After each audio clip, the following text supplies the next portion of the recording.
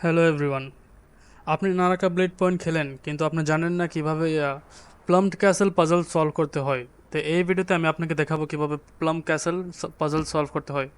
ম্যাপে দেখে দিচ্ছি যা লোকেশনটা আপনারা দেখতে পাচ্ছেন এই জায়গাটা।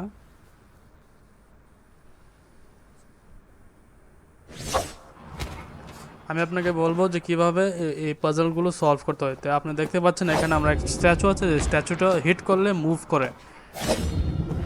তো এই স্ট্যাচুটাকে আমরা হিট করলে মুভ করে আপনি দেখতেই পাচ্ছেন। এখন আমি আপনাকে বলবো যে এটা কীভাবে সলভ করতে হবে। এই পাজল সলভ করার জন্য আমাকে আন্ডারগ্রাউন্ড যেতে হবে। এই জায়গার একটা আন্ডারগ্রাউন্ড, ওই আন্ডারগ্রাউন্ড আমাদের যেতে হবে। আমরা আন্ডারগ্রাউন্ডে এসে পড়েছি।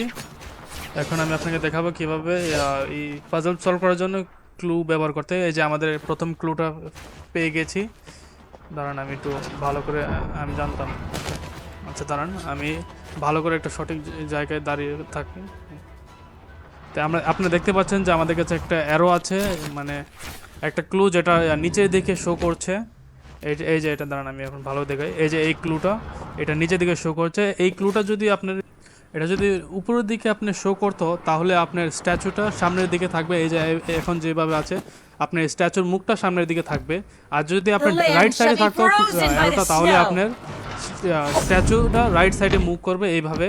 আর যদি এটা আপনার নিচের দিকে থাকতো তাহলে আপনার স্ট্যাচুটা নিচের দিকে মুভ করবে। এই যে এভাবে হিট করলে দেখতে পাচ্ছেন মুভ করছে। আর যদি আপনার অ্যারোটা আপনার লেফট সাইডে থাকতো তাহলে আপনার স্ট্যাচুটা লেফট সাইডে মুভ করবে এইভাবে। তো এখানে আপনি দেখতে পাচ্ছেন যে আপনি হিট করলে স্ট্যাচুটা মুভ করে।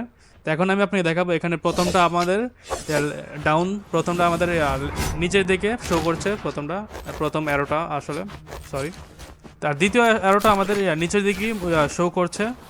তো তৃতীয় অ্যারোটা আপনাদের দাঁড়ান, তৃতীয় অ্যারোটা,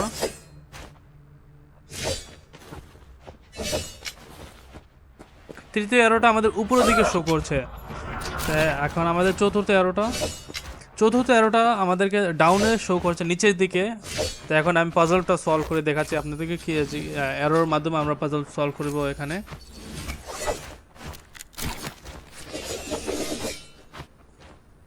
তো এখন আমি আমার বউয়ের মাধ্যমে, দাঁড়ান বউটা একটু রিপেয়ার করে নিই।